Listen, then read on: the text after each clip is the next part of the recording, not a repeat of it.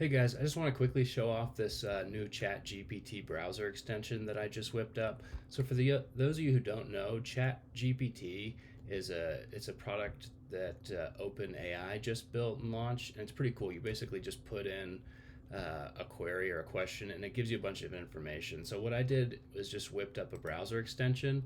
So basically, when you do a query in Google, you can actually see the ChatGPT results right here. The only downside is sometimes it takes a little bit of time.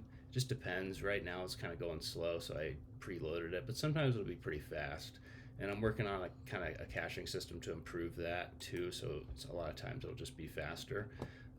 So here's another example: jQuery loop array, and you can see kind of gives a description of stuff and then also some code examples, and so it can be super helpful for various things. And you can see this answer's loading now. PHP loop through array. So yeah, it gives a lot of good code examples and a lot of good information on the question that you have. So in order to install this, I'll put the link in the description, but you'll just need to go to my GitHub, and there'll be details on how to install. And I'm trying to make it super simple. And also, I want to give credit to some other. I'm not the first person to think of this. ChatGPT just launched, and some other folks already have built kind of similar things that I was working from. So I'm just working to basically enhance and add features to those repos. I forked those repos basically, and I'm trying to improve.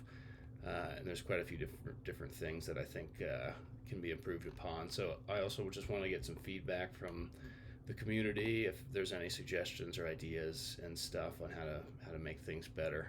It's been helping me just the past day, so hopefully it'll help other people too. It just giving you good information. So it seems pretty cool. Yeah, let me know feedback, suggestions, and I'll see if we can get them in there. Thanks. Bye for now.